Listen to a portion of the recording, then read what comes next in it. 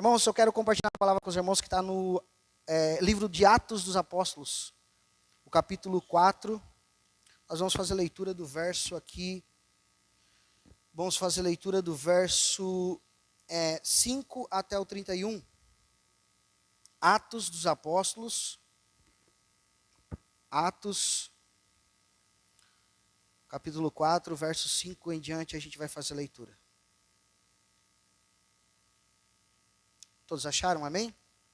Espera mais um pouquinho. Se alguém puder trazer uma aguinha para mim, talvez, amor, eu agradeço. Eu sei que esse deserto vai passar, mas eu tenho sede. Aleluia. Atos capítulo 4, verso 5, amém? Vamos fazer a leitura? A palavra de Deus diz assim. No dia seguinte, reunindo-se em Jerusalém as autoridades e os anciões e os escribas, com o sumo sacerdote, Anás, Caifás, João, Alexandre e todos os que eram da linhagem do sumo sacerdote. E pondo-se perante eles, os arguiram com que poder ou em nome de quem fizeste isso? Então Pedro, cheio do Espírito Santo, lhes disse: autoridades do povo e anciões, visto que hoje somos interrogados a propósito do benefício feito a um homem enfermo, de modo que foi curado, tomai conhecimento vós todos e todo o povo de Israel, de que em nome de Jesus Cristo o Nazareno, a quem vós crucificaste e a quem Deus ressuscitou dentre os mortos, sim, em seu nome é que este está curado perante vós. Esse Jesus, a pedra rejeitada por vós, os construtores, a qual tornou-se ser a pedra angular, a qual não há salvação em nenhum outro, porque abaixo do céu não existe nenhum outro nome dado entre os homens pelo qual importa que sejamos salvos. Ao ver então a intrepidez de Pedro e João, sabendo que eram homens iletrados e incultos, admiraram-se e reconheceram que haviam eles estado com Jesus. Vendo com eles o homem que fora curado, que nada tinha a dizer em contrário, e mandando-os sair do sinédrio, consultavam entre si, dizendo: o que faremos com estes homens? Pois, na verdade, é manifesto a todos os habitantes de Jerusalém, que um sinal notório foi feito por eles, e não podemos negar. Mas, para que não haja maior divulgação entre os povos, ameacemos-os, para que não mais falem neste nome, a quem quer que seja. Chamando-os, ordenaram-lhes que absolutamente não falassem nem ensinassem em nome de Jesus. Mas Pedro e João lhes responderam: julgai justo diante de Deus ouvirmos-vos antes a vós outros do que a Deus? Pois nós não podemos deixar de falar das coisas que vimos e ouvimos. Depois, ameaçando-os mais ainda, os soltaram, não tendo achado com o que castigar por causa do povo, porque todos glorificavam a Deus pelo que acontecera. Ora, tinha mais de 40 anos aquele homem a quem se operava aquela cura milagrosa. 23.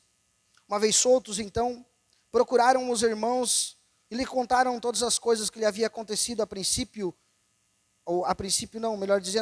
tudo o que havia acontecido, dito aos principais dos sacerdotes e dos anciões. Ouvindo isto, unânimes levantaram a voz a Deus e disseram: Tu és soberano, Senhor, que fizeste os céus e a terra, o mar e tudo o que nele há. Que disseste por intermédio do Espírito Santo, por boca de Davi, nosso pai e teu servo, porque se enfureceram os gentios e os povos imaginaram coisas vãs. Levantaram-se os reis da terra e as autoridades ajuntaram-se a uma contra o Senhor e contra o seu ungido, porque verdadeiramente se ajuntaram nessa cidade contra o teu santo servo Jesus, a qual ungiste Herodes e Pôncio Pilatos com os gentios e gentes de Israel, para fazer tudo o que a tua mão e o teu propósito pré-determinou. Agora, Senhor, olha para as suas ameaças e concede aos teus servos que anuncie com toda a intrepidez a tua palavra. Enquanto estendes a mão para fazer curas e sinais e prodígios, por intermédio do nome do teu santo servo Jesus. Tendo eles orado, tremeu o lugar onde estavam reunidos, todos ficaram cheios do Espírito Santo, e com intrepidez anunciavam a palavra de Deus. Curve sua fronte, vamos orar mais uma vez. Senhor Deus e Pai, nós queremos te louvar pela tua palavra, te agradecer, Deus, por essa rica oportunidade de poder ouvir a tua voz. Pai, que o Senhor possa usar a minha vida nessa noite, Pai, pela tua graça, a tua bondade, a tua misericórdia, Pai, para edificar a tua igreja, para edificar a todos nós, que o teu Espírito Santo possa abrir o nosso entendimento, que essa palavra seja apregoada em nosso coração, e que nós possamos sair daqui com as nossas mentes renovadas, com nossa alma e nosso espírito transformado, mais uma vez pela tua presença. Assim, Deus, eu te peço e nós te pedimos em nome de Jesus. Amém e graças a Deus. Amém, meus irmãos? Irmãos, o tema nessa noite, para nós deixarmos essa mensagem gravada no nosso coração, é atitudes que cooperam para o crescimento da igreja. E nós vamos ver ao decorrer desse texto algumas atitudes que nós, como servo de Cristo, devemos tomar para o crescimento da igreja. Algumas atitudes, a gente sabe que a igreja do Senhor, quem dá o crescimento é Deus. Sim, nós não estamos tirando esse, nem dando mérito para nós. Mas, na verdade, Deus deixou nós como parte da responsabilidade de fazer a missão de pregar o Evangelho, de anunciar o Evangelho onde quer que nós estejamos. Ele deixou nós com esse compromisso. E para isso nós precisamos orar para pregar o Evangelho e anunciar a palavra. Deixou algumas responsabilidades para nós. Deixou nós, como disse a Pedro, capacitados a ser pescadores de homens. Ele deixou nós com essa responsabilidade. E talvez, irmãos, isso não te incomode, mas devia. Porque me incomoda quando eu olho algumas cadeiras vazias. Isso incomoda, entristece meu coração. Porque eu sei que de alguma forma eu estou fazendo pouco. De alguma forma eu estou ainda assim deixando de fazer, talvez, tomar algumas atitudes para que o Senhor venha encher esse lugar, venha encher esse local.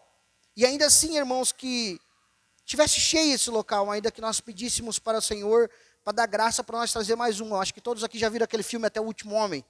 Aquilo lá é um exemplo clássico para nós de uma igreja da igreja do Senhor Jesus. Aquele momento que ele está lá no cume, lá no monte, e a guerra está acontecendo, e ele fica sozinho, se vê sozinho naquela situação. E as suas mãos começam a sangrar, porque ele é um médico, ele começa a trazer as pessoas, resgatar, tirar do meio daquele bombardeio, arrastar ela muitas vezes, carregar nas costas, trazer até o peral ou o barranco ali e largar elas por uma corda. E com o tempo, passado o tempo, larga um, deixa outro, as suas mãos começam a sangrar. E o que ele faz? Ele pega uma Bíblia que ele tem na mão, de vez em quando ele pede: Senhor, deixa eu buscar mais um. Deixa eu buscar mais um. Ainda, irmãos, que as cadeiras estejam cheias, ainda que essa igreja se torne pequena, o nosso papel é pedir para o Senhor: Senhor, deixa eu buscar mais um. Me dá força, que as minhas mãos estão sangrando, eu estou cansado, mas eu preciso buscar mais um. Isso precisa ser algo que incomode a nós, irmãos. Então hoje eu quero aqui com essa palavra ministrar aos irmãos algumas atitudes para que nós vejamos o crescimento da igreja. Para que nós venhamos cooperar com esse crescimento.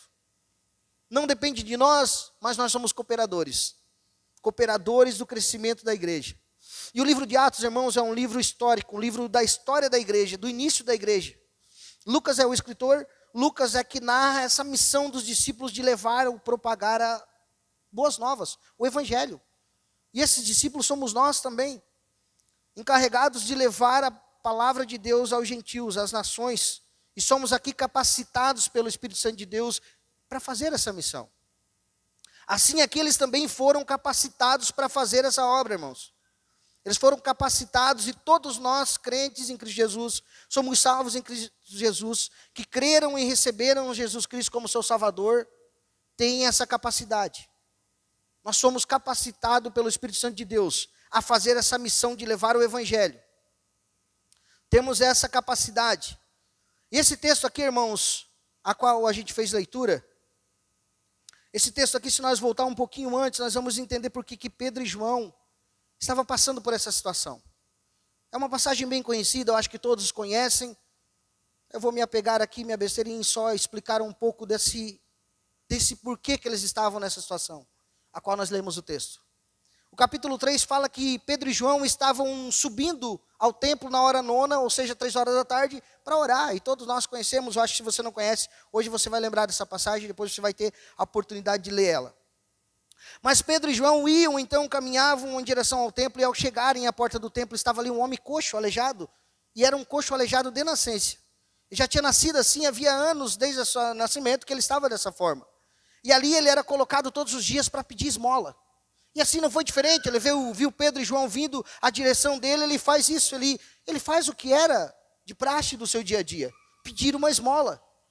E ele então fitando os olhos em Pedro e João, ele olha e fala assim: me dê uma esmola, por favor. E Pedro e João olham para ele, e Pedro olha para esse homem e fala: olha, eu não tenho ouro e nem prata, mas eu tenho algo melhor para você. Te levanta e anda em nome de Jesus. E a palavra diz que esse homem foi curado. Esse homem foi curado e ele se levanta, e agora ele entra tão feliz, tão alegre, tão contente. Porque para todos aqueles que estavam ali naquele templo, naquele momento, esse homem não tinha mais jeito. Assim como muitos olharam para eu e você e falaram: olha, esse fulano aí não tem jeito. Isso aí nunca vai resolver, nem Jesus resolve. Mas o Senhor resolve. É o único que pode resolver, se há alguém que pode resolver, é Ele. E todos olhavam para esse homem e falavam: não, esse homem não tem solução, esse homem não tem jeito, mas a palavra diz que ele foi curado e ele entra saltitando de alegria, junto com Pedro e João, ao templo. E os religiosos, ao ver aquilo acontecer, não tinham como eles negar esse momento, porque o homem estava curado, pois estava andando, e eles conheciam ele há 40 anos que ele estava daquele jeito. Era alguém bem conhecido. Então a palavra diz que esse homem agora começa a glorificar o Senhor Jesus. E Pedro e João aproveitam a oportunidade e começam a pregar ali a palavra de Deus. Começam a falar das boas novas de Cristo. Começam a falar da obra de Cristo na cruz. Então esses homens agora se revoltam por causa desse testemunho que Pedro e João estão dando no templo. E Pedro e João não estão dando um testemunho assim meio adocicado. Pedro e João estão corrigindo eles, falando: olha, quem matou foram vocês. Quem curou esse homem foi aquele que vocês mataram, a quem vocês negaram, a quem vocês perseguiram. Mas ele ressuscitou. Ele está vivo. Vocês podem não acreditar, vocês podem achar até que tem alguma coisa, ainda que, sei lá, no pensamento deles, uma coisa combinada, algo assim. Mas vocês sabem no profundo de vocês que esta obra que Jesus, que foi feita na vida desse homem, só pode ter vindo por intermédio de Deus. E o nome de Jesus é que foi glorificado naquele momento. Porque aqueles homens sabiam que ninguém poderia, como hoje a medicina sabe, meus irmãos, que não tem como um aleijado de nascença, como esse homem era, ser curado ainda que a medicina seja melhor. Não tem como, a não ser que arrancasse os braços e as pernas e colocasse braço e perna novo. Ele era aleijado de nascença, então ele estava todo atrofiado há 40 anos. Não tinha como alguém resolver. Somente a obra de Deus na vida daquele homem. Assim é o homem natural, irmãos. Nós estávamos como esse homem, à beira do caminho, à porta, quem sabe até formosa do templo, mas estávamos ali aleijados perante Deus. Aleijado porque não tínhamos a capacidade de nos locomover. E quem sabe nós estávamos ali esperando uma esmola, um ouro e uma prata, mas o Senhor Jesus veio e falou assim: não, levanta e anda. Eu vou te colocar para andar. Eu vou escolher você. E para que você glorifique o meu nome. Mas então, irmãos, entendendo um pouco disso, o verso 4, ainda no capítulo 4, verso 1, vai falar o que aconteceu com eles. Pedro e João. A palavra diz assim: falavam eles ainda ao povo, quando sobreveio os sacerdotes, os capitões do templo e os saduceus, e ressentidos, porque eles ensinavam o povo e assim anunciavam Jesus e falavam da ressurreição entre os mortos. E os prenderam então e recolheram-os ao cárcere até o dia seguinte, pois já era tarde. Muitos, porém, dos que ouviram a palavra a aceitaram, subindo o número de homens para quase 5.000. A igreja houve um crescimento na igreja por causa desse momento. Por causa dessa palavra a qual Pedro e João estavam ali pregando, houve um crescimento ou um acréscimo da igreja naquele momento. Então aqui nós conseguimos ver aqui algo aqui, irmãos, que já mudou a história da igreja. Ou seja, um crescimento. Aquele milagre ocorreu, as pessoas ali viram, a palavra foi anunciada.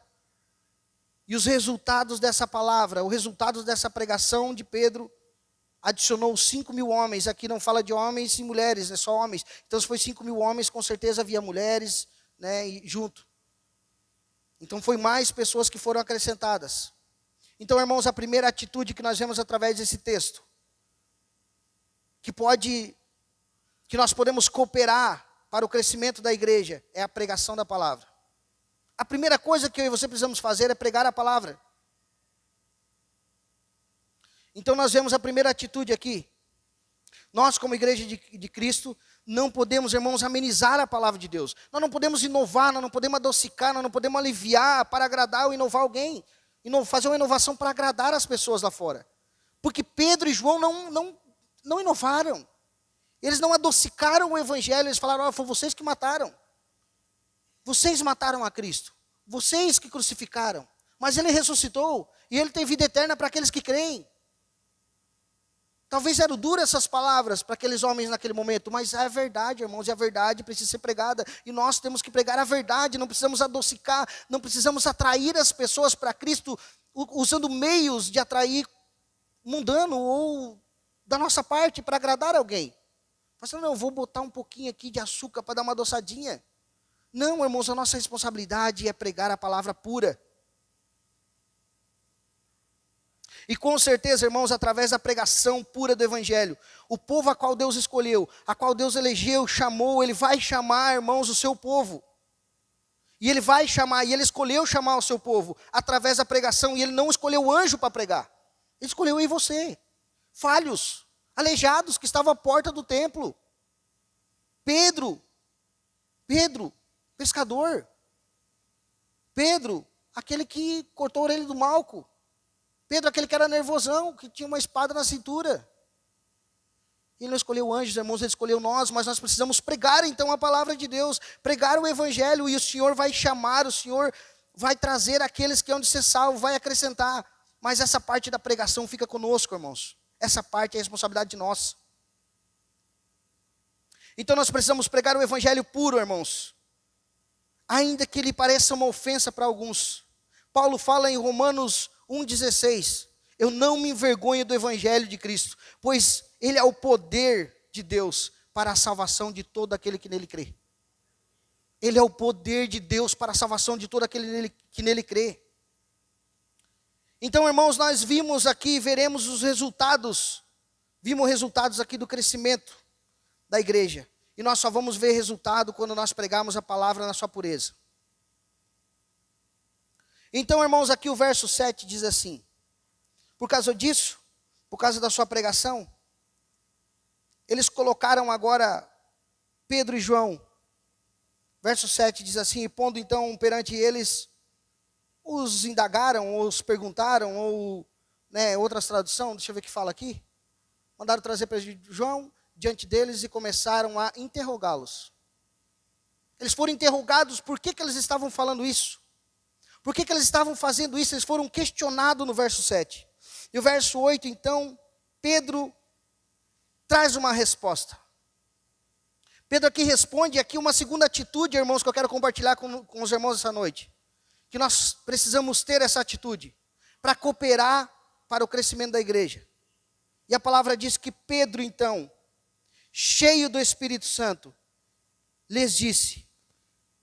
Essa é a segunda atitude, irmãos. Ser cheio do Espírito Santo.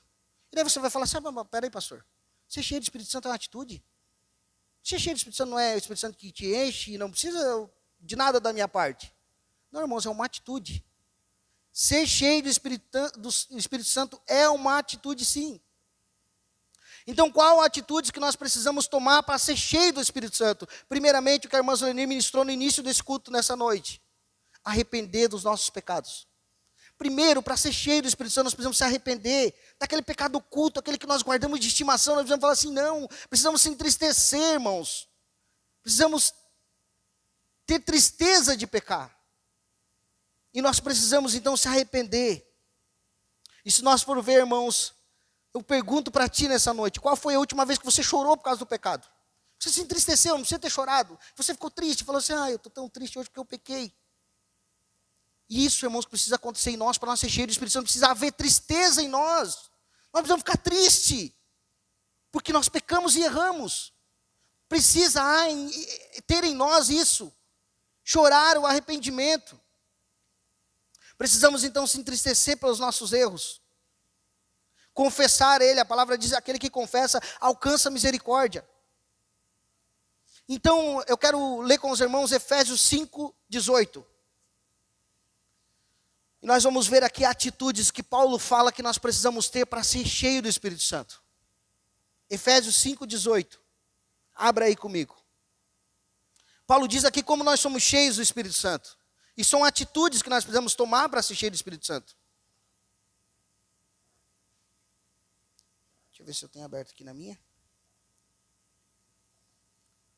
5:18 diz assim: Não vos embriaguei com vinho, no qual há dissolução, mas enchei-vos do Espírito Santo.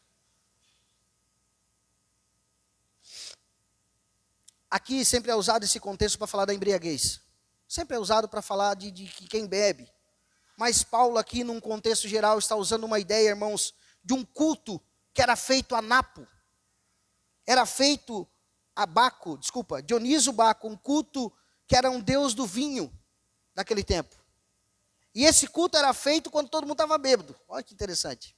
Eles se embriagavam quando eles estavam bêbados, eles falavam, agora sim, agora esse Baco vai tomar conta de nós e nós vamos ser cheio dele, esse deus do vinho. E o que Paulo está mostrando para esse povo, olha, não sejam esse povo que cultua desse jeito. Vocês não precisam estar cheios de vinho. Vocês precisam estar cheios do Espírito Santo. E agora Paulo fala aqui então como nós somos cheios do Espírito Santo. Verso 19. 5:19. Então, mas enchei-vos do Espírito Santo, final do verso 18, e o verso 19 ele fala, olha essa atitude, irmãos, que nós precisamos ter para ser cheio do Espírito Santo. Falando entre vós com salmos, entoando e louvando de coração ao Senhor, com hinos e cânticos espirituais, dando sempre graças por tudo que nosso Deus e Pai, em nome do nosso Senhor Jesus, em nome do nosso Senhor Jesus Cristo, sujeitando-se uns aos outros no temor de Cristo. Ou seja, irmãos, quando nós estamos na presença do Senhor, quando nós estamos meditando na sua palavra, é que nós, na verdade, somos cheios do Espírito Santo. Sem essas coisas, nós não vamos ser cheios do Espírito Santo, não vamos ser cheios de qualquer outra coisa, menos do Espírito Santo de Deus. E sem ser cheio do Espírito Santo, nós não teremos essa ousadia que Pedro aqui teve, irmãos. A palavra diz que Pedro, então, estando cheio do Espírito Santo, lhes disse autoridades do povo e anciões, visto que hoje interrogaram a nós pelos propósitos do benefício feito ao enfermo, a qual desse modo que foi curado. Pedro aqui está cheio do Espírito Santo, irmãos. E para nós ver o crescimento e cooperar com o crescimento da igreja, nós precisamos estar cheios do Espírito Santo. E eu faço uma pergunta aqui. Quem aqui, irmãos, é discípulo de Jesus? Quem de nós aqui é discípulo de Jesus? Talvez seja algum irmão que está aqui, ele está meio na dúvida, mas eu acho que todos aqui, se eu pedisse para levantar a mão, iriam levantar a mão. E eu não quero que você levante a mão. Só pense, você é um discípulo de Jesus? Se você é um discípulo de Jesus, eu te pergunto, você se preparou para vir para esse culto? Como é que foi a tua preparação hoje? Você parou e orou 5 minutos? Não, vou diminuir a meta. 30 segundos. Você parou e chegou aqui e pediu para Deus, Deus fala comigo hoje. Será que nós estamos fazendo isso? Estamos se preparando? Será que nós estamos jejuando? Orando e pedindo para o Senhor, fala comigo, Senhor. Me ensina a te servir. Me enche do teu Espírito Santo. Irmãos, a verdade é que nós estamos vivendo, eu analisando como servo de Deus, como pastor, que nós estamos vivendo um tempo de piloto automático. Todo mundo está botando no piloto automático e está deixando ir. Deixa a vida me levar. Todos nós estamos fazendo isso, irmãos, e nós temos que parar e voltar a servir ao Senhor com intrepidez, voltar a buscar a ser cheio do Espírito Santo. Tirar a marcha do ponto morto. E o ponto morto leva para onde, irmãos? Nem sabe para onde que vai te levar. Nós precisamos orar, irmãos, ler a palavra de Deus, nós precisamos jejuar. Nós precisamos jejuar, e daí nós veremos os resultados, porque hoje nós vemos, irmãos, a mornidão, não falo só nós aqui, mas dos cristãos em si. Mornos, frios, vazios de espírito, não que não tenham o Espírito Santo, porque o Espírito Santo opera em nós desde do nosso reconhecer a Cristo Jesus. A palavra diz que nós estávamos mortos e o seu Espírito nos vivificou, e quando Ele nos vivifica, nós encontramos Jesus. Sem Ele nos vivificar, mas esse é o selo do Espírito Santo. É o princípio, mas nós precisamos ser cheios do Espírito Santo. Você pode ter sido cheio do Espírito Santo ontem, mas hoje, se você estiver vazio, é como se fosse um tanque de combustível, meus irmãos. Nós precisamos estar buscando, estar enchendo sempre, porque ele vai desgastar. E o de ontem não vai servir para hoje. Precisamos nos encher do Espírito Santo. Para nós não sermos mais, então, irmãos, mornos, frios. Precisamos buscar, como Paulo disse aqui, clamar, pedir ao Senhor. Verso 9 diz assim. Desculpa, verso 10, vamos para frente um pouquinho. Pedro aqui cheio do Espírito Santo agora falando com esse povo. Tomai conhecimento, vós todos, povo de Israel, em que no nome de Jesus Cristo, o Nazareno, a quem vós crucificaste, a quem Deus ressuscitou dentre os mortos. Sim, em seu nome, que este está curado perante vós. Verso 11. Esse Jesus, a pedra, aquela rejeitada pelos construtores, a qual nós temos estudado há muito tempo, né, irmãos? Os últimos cultos que eu ministrei sobre essa pedra de alicerce, essa pedra preciosa, essa pedra que é considerada aqui, o Senhor Jesus, como a pedra de fundamento para a igreja. E aqui, Pedro, aqui com esse argumento, ele destrói muitas coisas, né, irmãos? A qual o catolicismo fala que Pedro é o fundamento da igreja. Esse próprio Pedro aqui está falando que Cristo é essa pedra, que Cristo é essa pedra preciosa. Por que estão dando um título a Pedro que o Pedro não consegue aguentar? Pois muito antes o Pedro negou a Jesus. Então aqui, irmãos, Pedro fala aqui a palavra fala da intrepidez de Pedro agora em falar a verdade. Em falar que esses homens agora aqui foram os homens a qual rejeitaram Cristo. E aqui ele continua falando, e não há salvação em nenhum outro, porque debaixo do céu não existe nenhum outro nome dado entre os homens pelo qual se importa que sejamos salvos. Ou seja, irmãos, nem Pedro, nem Maria, nem João, nem o Papa, nem Adão, nem ninguém, irmãos. Ninguém, não há um nome. Não há um nome que possa transformar a vida de alguém. Não há um nome que possa haver salvação sem ser Jesus Cristo, nosso Salvador. E nós precisamos falar isso com intrepidez, ter coragem de falar. Porque o mundo não tem medo de ofender a Cristo o tempo inteiro. E nós precisamos ter essa coragem, ainda que se sintam ofendidos. Não adocicar, não botar um melzinho, não. Falar, a verdade é essa. Que não há outro, é só Cristo Jesus. Só nele que você deve crer para a sua salvação. Nenhum outro é intermediário, nenhum outro intercede por nós. Não há outro que ligue nós a Deus novamente, a não ser Cristo Jesus por sua obra na cruz. Jesus é a única esperança de cura espiritual, irmãos. Para a humanidade é a única, não tem outra. É a única esperança de cura. 13.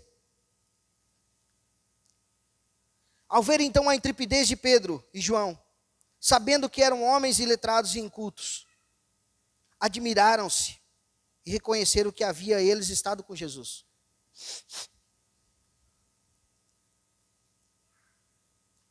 Irmãos, aqui uma terceira atitude para que nós venhamos cooperar para o crescimento da obra do Senhor. A intrepidez, a coragem, a ousadia. Que intrepidez quer dizer isso? de fazer a obra, de falar a verdade para as pessoas. E a pergunta que eu faço, irmão, será que as pessoas olhando para nós, será que nós mesmos olhando para nós, olhando para quem nós éramos antes e quem nós somos hoje, que éramos como aqui eles falaram de Pedro e João, indoutos, sem sabedoria, iletrados. Será, irmãos, que essas pessoas olhando para nós teriam essa visão que esses homens tiveram de Pedro e João? Que diz assim na parte B do verso 13, e reconheceram que havia eles estado com Jesus. Será que alguém olhando para mim, para você, pode olhar e falar assim, esse esteve com Jesus, essa com certeza já esteve com Jesus? As pessoas precisam olhar para nós e ter esse entendimento, irmãos, que nós estivemos com Jesus, que nós conhecemos Jesus, que nós sabemos de quem nós estamos falando, que nós entendemos e conhecemos quais são os interesses de Jesus. Isso eu falo até na área política, irmãos, eu não quero trazer para esse debate, mas é verdade. O crente precisa saber o que o Senhor Jesus, saber o que a palavra de Deus tem de princípio. Se eu não conheço o Senhor Jesus, as pessoas não vão ver Jesus em mim. Nós precisamos ter, então, essa intrepidez.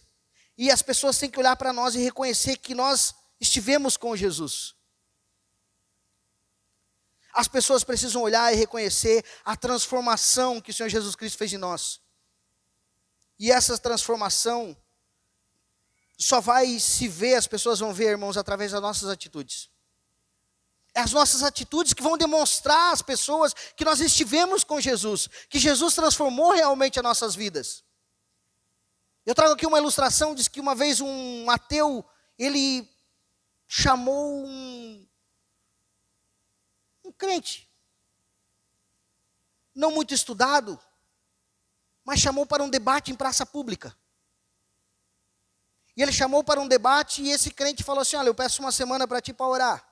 E nós vamos debater em praça pública. E ele buscando em oração, o Senhor deu uma estratégia para ele. Chegou no dia marcado, um dia antes, ele chamou o ateu e falou assim, olha, amanhã está marcado o nosso debate, em praça pública. Todo mundo vai ver o que nós vamos falar. Tu vai defender o ateísmo e eu vou defender o cristianismo. Só que eu quero que tu faça o seguinte, que tu traga no mínimo 10 pessoas a qual o ateísmo mudou a vida delas.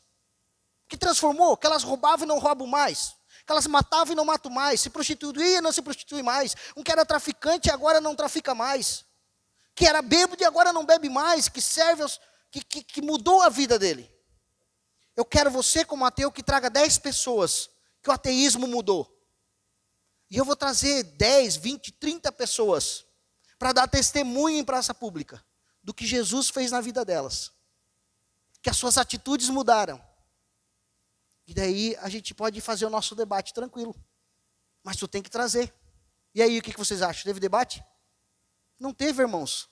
Porque só Jesus pode transformar nossas vidas. Só Jesus, irmãos, pega o coxo, o aleijado e transforma e bota para andar. Só Ele que pega o sujo e limpa por inteiro. Só Ele que purifica. É só Ele. É só Ele que pode fazer essas coisas e as pessoas precisam ver essas atitudes em nós. Precisam falar, esse aí teve com Jesus. De certeza ele teve, porque as suas atitudes são diferentes. As suas práticas são diferentes. O seu falar é diferente. O seu andar é diferente.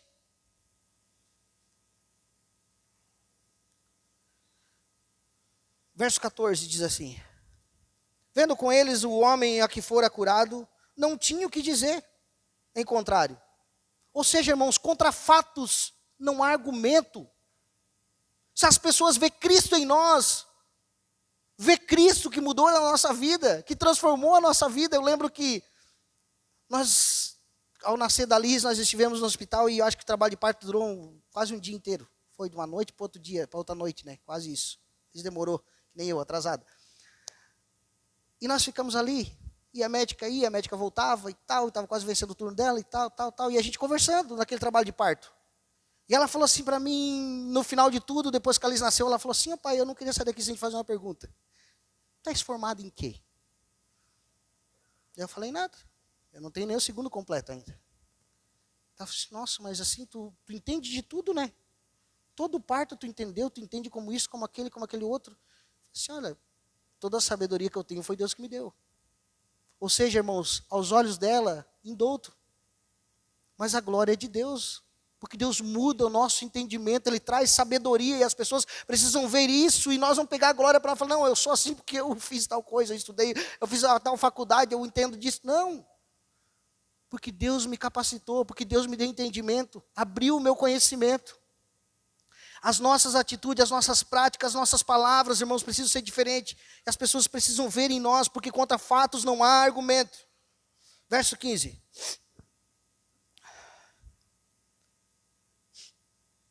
E mandando então eles a sair do sinédrio, como costumavam entre si, consultavam-se entre si, dizendo, que faremos com esses homens? Pois na verdade é manifesto que todos os habitantes de Jerusalém viram um sinal notório, feito por eles. E não podemos negar. Depois de ver, não tem como negar, né, meus irmãos? Vamos lá, 17.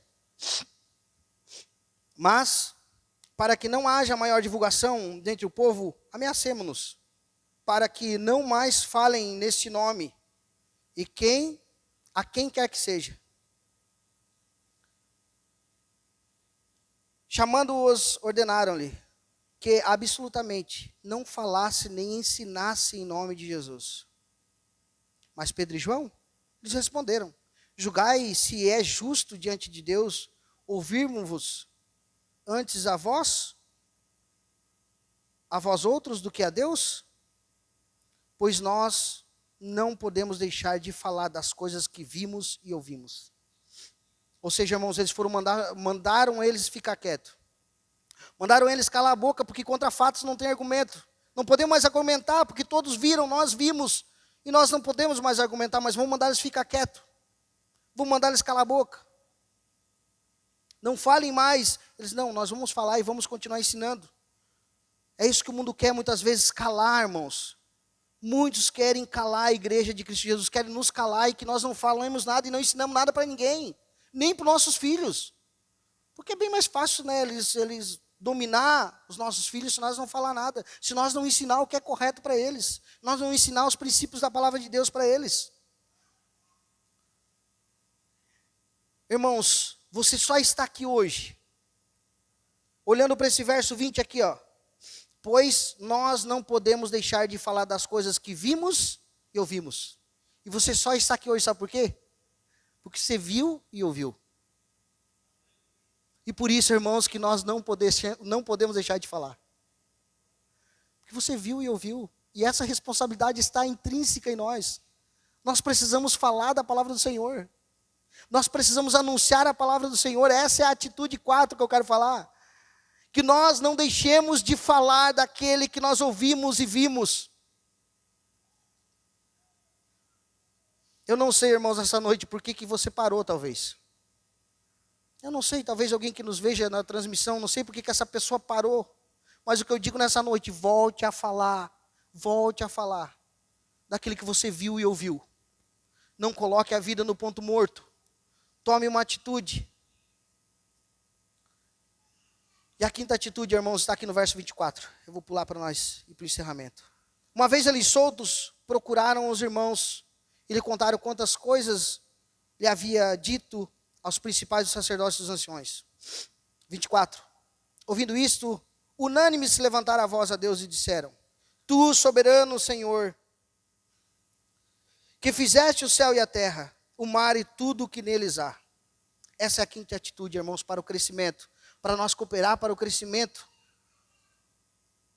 da igreja de Cristo Jesus. Eu poderia perguntar novamente aqui, quem é discípulo do Senhor? Talvez essa vez tu não ia que levantar a mão. Mas se eu perguntasse para você de novo, quem é discípulo aqui do Senhor Jesus? O que esse povo fazia aqui, irmãos, sendo discípulo de Jesus? O que esses irmãos faziam? Unânimes eles buscavam em oração. Um discípulo do Senhor Jesus, ele deve orar, ele tem que orar, irmãos. Se nós queremos ver o crescimento da igreja, nós precisamos estar unidos em oração. E aqui eu abro um parênteses para nós falar sobre as nossas quinta-feiras. Nós começamos as quinta-feiras, quando estávamos lá em cima, a igreja nós orávamos meia hora, e meia hora nós meditávamos na palavra de Deus. E eu fui diminuindo. Eu fui encurtando para ver como é que ficava. E a coisa chegou no estado crítico. Eu compartilho com os irmãos que isso entristece meu coração. Porque nós precisamos buscar unânimes em oração. Nós orávamos meia hora, passamos a orar 20. Nós orávamos 20, passamos a orar 10. E eu fui diminuindo. Falei assim, eu vou orar só 5, para ver. Se eu oro 5, irmãos, às vezes os irmãos estão junto comigo, mas não conseguem ficar esses 5. Parece que há uma fadigação na nossa oração e nós precisamos voltar a orar, irmãos. Nós precisamos estar juntos, unânimes em oração. Se nós queremos ver o crescimento da igreja, nós paramos. Paramos e vamos para casa. Descansar que é melhor. Fique em casa, como eles falavam na pandemia. Se nós queremos ver o crescimento da igreja, irmão, nós precisamos se comprometer em oração, estar unânime buscando para o crescimento da obra de Deus. Precisamos estar unidos aqui, irmãos, para buscar em oração, unidos em nossas casas. Precisamos unir-se em oração, irmãos. Porque a oração unânime, a oração junto, irmãos, essa atitude vai trazer o crescimento verdadeiro para a obra de Deus. Sem oração nós não vamos a lugar nenhum, é o combustível do crente, a oração. Por isso que nós estamos em ponto morto, porque o carro já tem quase ser empurrado, porque não tem mais gasolina. Oração não tem. E nós precisamos voltar e retornar para a oração, irmãos. E se o teu joelho dói, ore sentado. Se a perna dói sentado, ore de pé, ore deitado. Não tem uma regra de orar de joelho, não, irmãos. Mas precisamos orar. Precisamos buscar a face do Senhor em oração. Precisamos chorar na presença do Senhor. Quando estiver cansado, não tiver palavra, falar, chore. Durma se for preciso, mas esteja ali, se dedique e fala, não, Senhor, eu estou aqui, eu vim. Me ajuda agora, Senhor, me enche do teu Espírito Santo. Verso 29, para nós ir para o encerramento, diz assim. Agora, Senhor, olha para as ameaças e concede a teus servos que anuncie com toda a intrepidez a tua palavra. Verso 30. Enquanto estendes a mão para fazer curas e sinais e prodígios por intermédio do nome do seu santo servo Jesus. 31. Tendo eles orado, tremeu o lugar de onde estávamos reunidos, e todos ficaram cheios do Espírito Santo. E com intrepidez anunciavam a palavra de Deus. E aqui está o resultado, irmãos. O resultado dessas atitudes sendo tomadas nas nossas vidas como igreja. Olha o resultado de tudo aquilo que eles fizeram aqui, irmãos. Do que eles buscaram aqui em oração unânimes. Olha o que aconteceu, está escrito no verso 31. As atitudes, o que resultou nessas atitudes? Eles estavam unidos. Eles estavam em oração. Eles ficaram cheios do Espírito Santo. E eles aqui tiveram intrepidez para anunciar a palavra de Deus. E o que nós precisamos hoje, irmãos, é voltar ao primeiro amor. Eu te convido a se colocar de pé para nós orar. E eu quero orar contigo nessa noite. Eu quero que você abra teu coração para o Senhor. Que ao decorrer dessa semana nós possamos voltar a orar com intrepidez. Orar junto. Eu vou estar abrindo um propósito de oração para nós como igreja orar junto, irmãos. Para nós jejuar. Quando foi a última vez que você jejuou? Você precisa voltar a jejuar. Nós precisamos voltar a ouvir a voz do Senhor. Falar com o Senhor, ter esse diálogo com o Senhor. Senhor Deus e Pai, nós queremos te louvar mais uma vez, Pai. Queremos aqui, Pai, abrir o nosso coração a Ti, Pai. Sabemos, Pai, que estamos fazendo tão pouco. Pai, que o Senhor deixou um compromisso tão grande para nós, Pai. E nós estamos aqui, Senhor Deus, reunidos não como uma brincadeira, Pai. Nós estamos reunidos na seriedade que é o Teu Evangelho e a Tua Palavra. Pai, nós queremos sim ser usados por Ti, Pai. Usa nós, Pai. Usa as nossas vidas. Nos enche do Teu Espírito, Pai. Como esses homens aqui foram cheios do Espírito Santo. Nós assim também queremos ser cheios do Teu Espírito. Nós queremos aqui, Senhor Deus, voltar a fazer a Tua vontade. Senhor Deus, usa as nossas vidas para edificar essa igreja aqui na cidade de Treviso, Pai, que não seja só aqui, Pai, mas que daqui saiam outros missionários, Pai, para levar a Tua palavra com toda a intrepidez, com toda a coragem, Pai, para que o Teu Evangelho avance, Senhor Deus, nos enche com o Teu Espírito Santo. Pai, mostra onde temos errado. Revela, Senhor Deus, a nós, ainda que há em nós, Senhor Deus, algo que te desagrade, que nós não tenhamos visto. Que nós talvez estamos tão acostumados com o erro, que nós não conseguimos olhar para esse erro e entender que te desagrada, que é um pecado a tua presença. Pai, nos mostra a tua vontade. Nos mostra o erro para que nós venhamos se arrepender, Pai. Nos enche, nos dá coragem, Senhor Deus, a fazer a tua vontade. A estar mais na tua presença, a orar mais, estar cheio de ti, Senhor Deus, para que as tentações do mundo lá fora, Pai, não entrem em nosso coração e tome posse, Senhor Deus, da nossa vida. E transforme a nossa vida do inferno, Pai. Oh Deus, em nome de Jesus, assim como aquela igreja primitiva se reuniu, nós queremos aqui se reunir mais à tua presença, Pai. Então transforma nossas vidas. Fortalece, Senhor Deus, as nossas almas, os nossos espíritos.